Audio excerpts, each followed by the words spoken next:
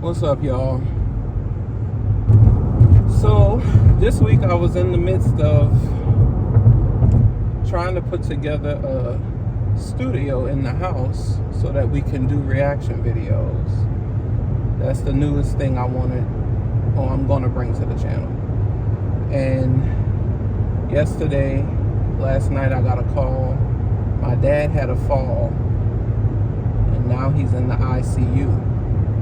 So I'm on my way to New Orleans now to go see what's going on with him and check on him.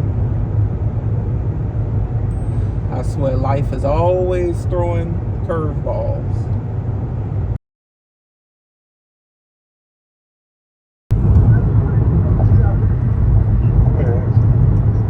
Okay, I'll see you when you get there. Okay. All right, bye. Bye.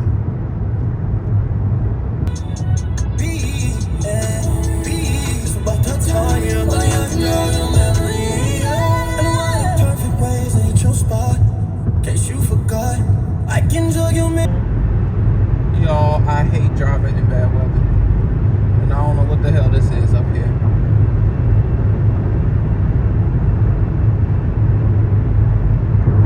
I just want to get through this. I mean, it's going from daytime to nighttime. And everybody going slow. Get through it. Please, God, no hell. Because I do not like that new Accord.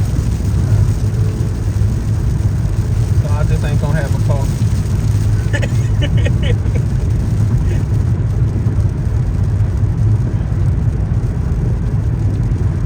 I don't know why Honda would do that to that car. Then took the turbo off, so now it went from 252 horsepower to 204.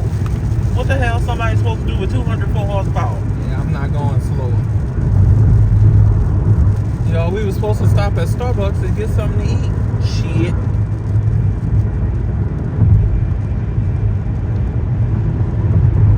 Get the hell out of here.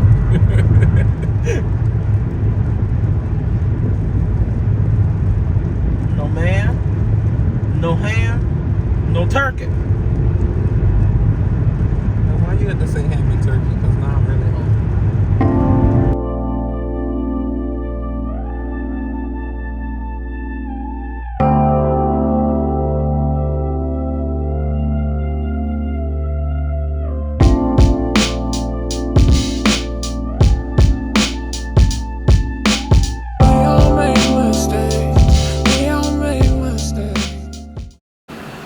Where you at, crew? Welcome back to the channel. I wish I could be bringing you guys a more upbeat vlog this week, but unfortunately this one isn't going to be as upbeat as my usual videos. Currently my dad is in the hospital in very serious condition, and this vlog is going to outline what we've been going through over the past 2 weeks. So I guess I should start at the beginning. About 2 weeks ago, he lost consciousness briefly, and he had a really bad fall. And when he fell, my uncle called me, told me that they had called 911 for him and that he was going to the hospital. So he was in the hospital and in the ER for most of the night. I stayed up, I think, until like 3 a.m. and then I fell asleep. So around 8 o'clock in the morning, the hospital called me and they told me that they needed me to consent for him to go to surgery. And of course, I was wondering, what kind of surgery does he need? So I was asking, and they initially told me that he broke his hip, which it turned out not to be his hip. It was actually his femur, the bone that connects your knee to your hip. So he broke his thigh bone. And that's what they needed our consent for, because they said he was delirious and he wasn't able to consent for surgery himself. So at that moment, I went and I got my mom, I talked with her, and we consented for them to do the surgery. And then I got my things together. I got in the car and started to head to the hospital to be there with him. So he's in the hospital in New Orleans, and as y'all know, I live in Lafayette, so I'm 2.5 hours to the west of where he is. So that's a 2.5 hour drive that I had to make to go see him. So while I was on my way there, I was close to the hospital. They called again. And when they called, they told me that my dad had coded and they had to resuscitate him.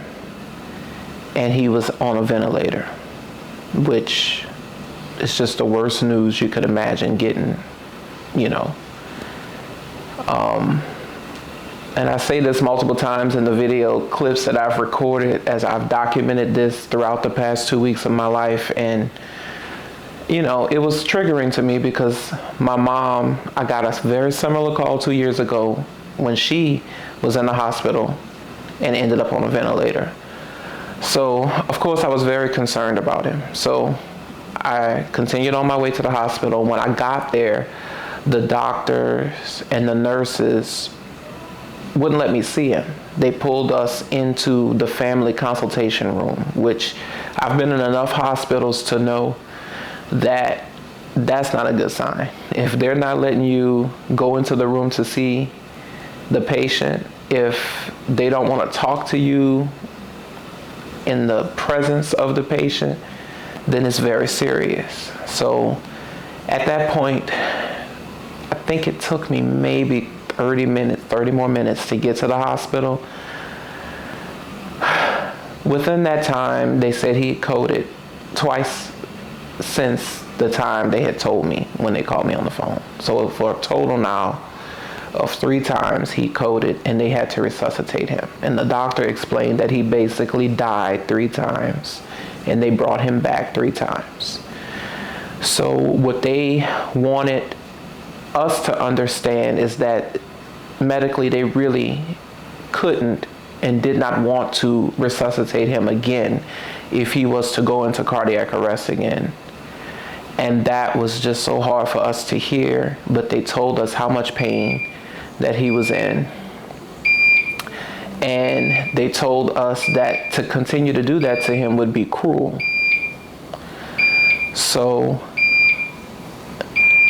I'm gonna have to stop because I'm getting my infusion. This is the only time I had to really sit down and talk to you guys because it's been so busy. So my nurse is gonna come and get this out because I'm finished now. It's been about 7 hours since I started. So I'm gonna check back in with y'all in just a minute. So yeah, when we got to the hospital, they pulled us in the family consultation room, and that's when they, you know, talked to us about how many times he had coded and how they couldn't keep doing that because it's very painful and very hard on the body, and every time they do it, there's a bigger risk of brain damage. And the doctor's words were, you know, at this point, we don't want to keep doing that because we're doing things to him instead of doing things for him. So that was a very hard decision we had to make, but we came to the conclusion with the doctors that if he was to code again, that they wouldn't resuscitate him. And that's when I recorded this clip here. That's why I'm so emotional.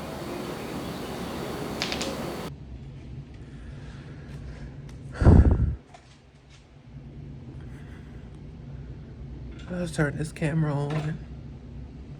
I don't even know what to say. I'm sure there'll be a better time when I'm not in the consultation room with the doctors in the ICU to talk about it. But I kind of wanted to just document it, I guess. But he's not doing well. He broke his femur And they think something may be wrong with his brain. He's coded 3 times today. And they cannot keep resuscitating him because it's painful. And they can't get him to CT to see if something is wrong in his brain. The gist of it is it doesn't look good for him. And this is so very hard for me because I went through the same thing with my mom in 22. But she made a full recovery after being on a ventilator for 5 days. But this time, it just seems very different. It feels different.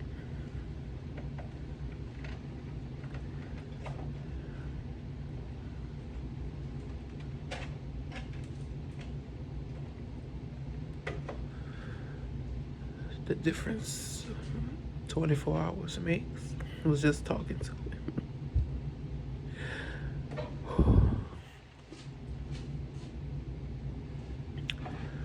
But for me, it takes a lot for me to cry. So if I'm crying, then I don't know what else to do.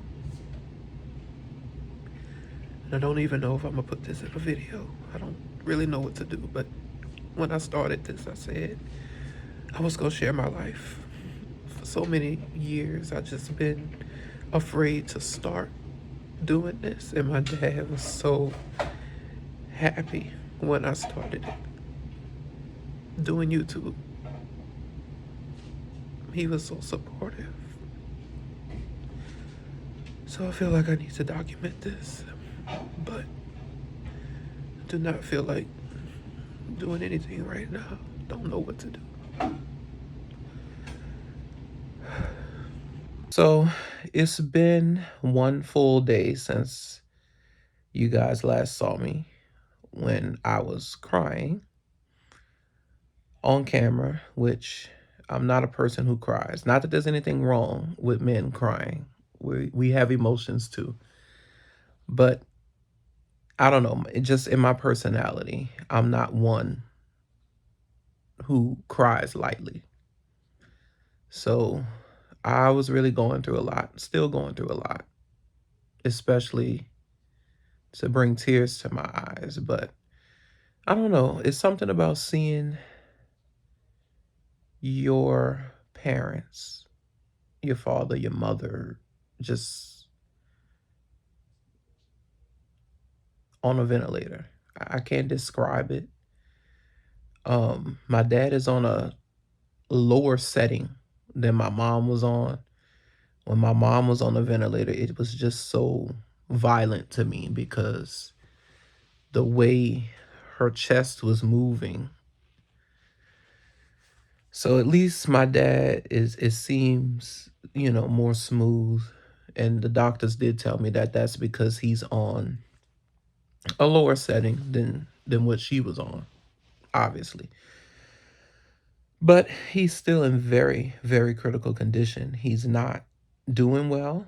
Yesterday we did see some small improvements. His blood pressure stabilized, but he has a lot going on. His kidneys are really damaged, and that's making it hard for him to be stable. So they have to have him on dialysis. His heart is giving him issues. He has heart disease, so that's another factor that's causing him to be in the state that he's in. Like I said, this is very hard for me, and especially during this time in the past, I would not be documenting this. I wouldn't be recording it. But when I decided to do YouTube, I said I was going to share my life. And while I want this channel to be a very uplifting place for anyone to come to and forget about their problems, like some of the best YouTubers that I watch have done for me in the past, I also want to showcase that we're all human and life is never all bad or all good. So I feel like it's important for me to show the ups and the downs. And this is definitely a down. But I remain optimistic. I remain hopeful. Because the night I made that video, he had coded 3 times. So basically he died 3 times. And the doctors resuscitated him and brought him back 3 times. And they said that that's very traumatizing, very painful. And the last thing I want is for my dad to be in pain. But I also don't.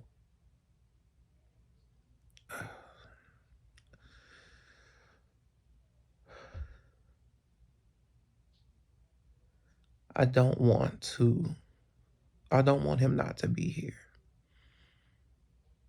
So today, they said that there's no change.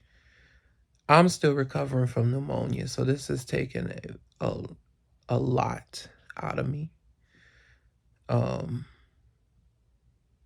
I just need my bed at night. I'm still recovering, so my body is very exhausted. And he is in New Orleans, and I am in Lafayette. So I'm 2.5 hours west of where he is. And for the past 3 days, I have gotten up and driven 2.5 hours to New Orleans and stayed the entire day. And then at night, driven 2.5 hours back home.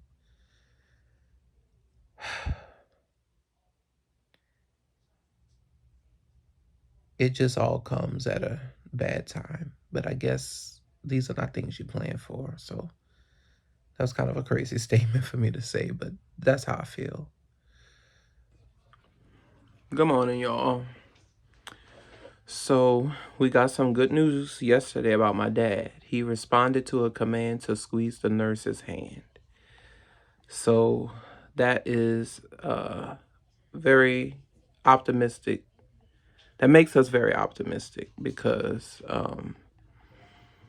they were concerned whether or not he was brain dead. So they did a test and they saw that he wasn't brain dead, but he still wasn't responding to commands. And they told us that, it could take a day for him to come out of that or years. There was no way for them to tell us. So it seems like he's making progress, even though small. So that's all we could hope for at this point. So today I'm gonna head to the city to go see him. And I also have to go get my grandparents some new cell phones because their phones are like 5 years old and they're not working. I be trying to call them and they don't answer because their phones will just seem better. Their phones have seen better years, I guess. There's a better way to put it. So I'm so tired. I guess it's just the amount of stress that I'm under. Every little thing I have to do seems like a mountainous task. Just washing my clothes or making up my bed. I'm like, oh, it takes so much energy. But I gotta keep going. So that's my plan for today. Go to New Orleans, see my dad, bring my grandparents to get new phones. And then tomorrow I have to do my infusion. So I'm taking y'all along with me. Let's go.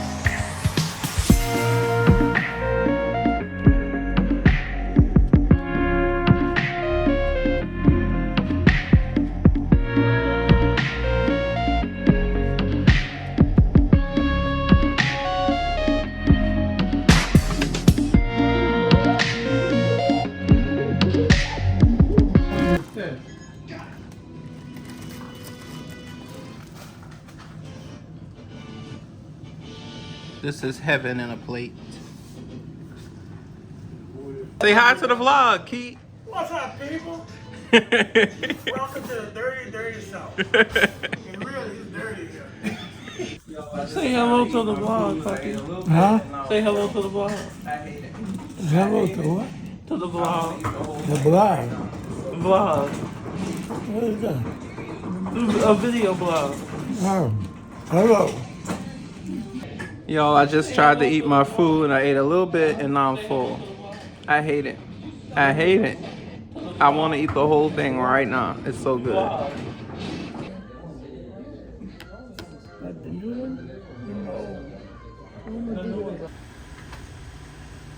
Y'all see that?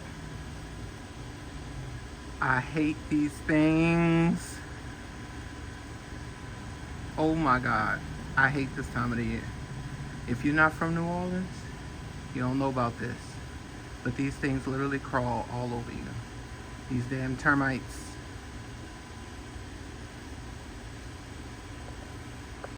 Just got one of the worst phone calls of my life, which makes probably the fourth one of those this week. I'm gonna set y'all down because I'm trying to hurry up and get ready, but I wanted to let y'all know what was going on. So, yesterday, when I saw my dad, he was doing better. Today, the doctor just called and said that he's taking a turn for the worse. And they don't think that he's going to make it through the end of the day.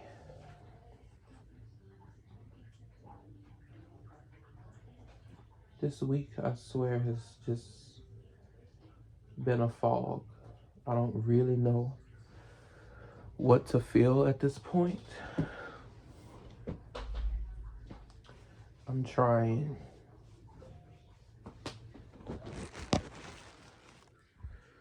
to not let it get to me. I don't guess this is something you could power through. I guess I'm doing it because I'm used to rising to the occasion and then feeling feelings later.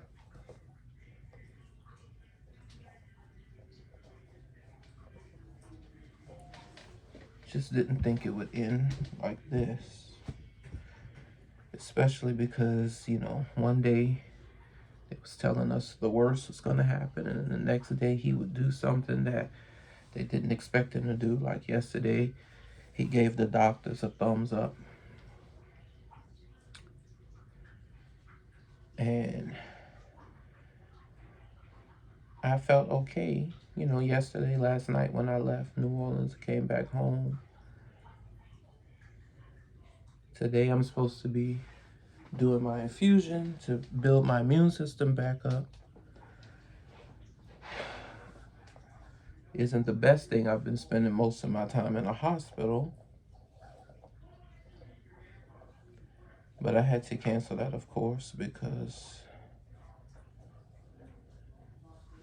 I gotta be there to say goodbye.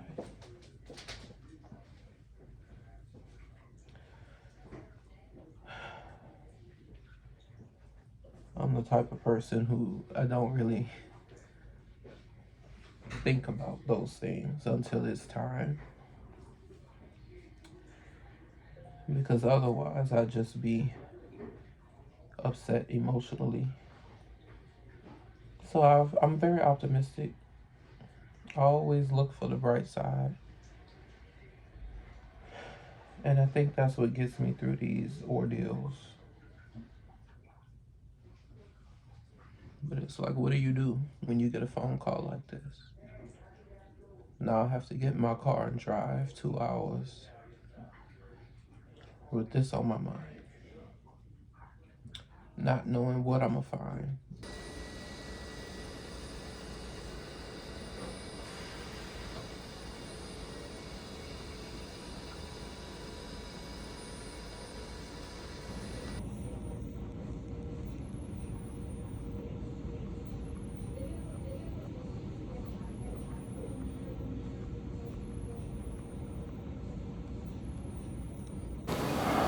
So thankfully, my dad did not pass away on Friday.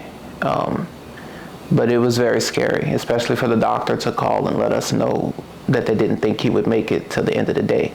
So we really rushed over to New Orleans to see him.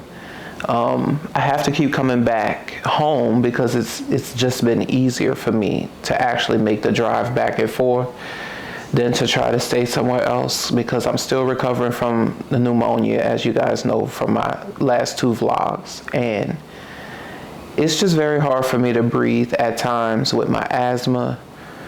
So I need to be at home where I have all of the things that I need. It would be too much for me to pack all of the medicines I need and all of the supplies I need and then be like sleeping on a couch or something like that.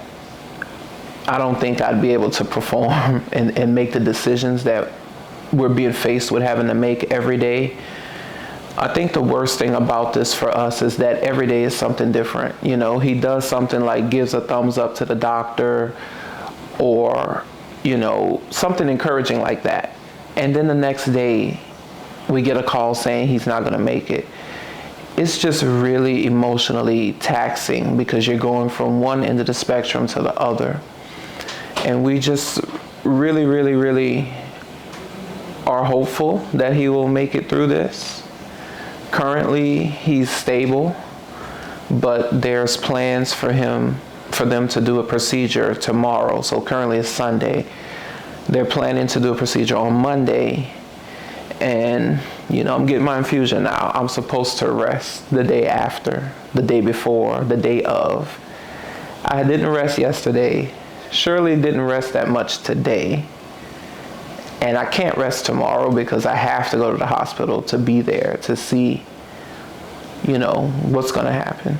So that's just where I'm at right now in life. It harkens back to what I ask you guys every time I start. Where you at, crew? Where you at in life? So right now in my life, it's stressful, you know. But I know that I'm going to get through it. My faith is strong. I'm going to keep pushing through even though I'm exhausted.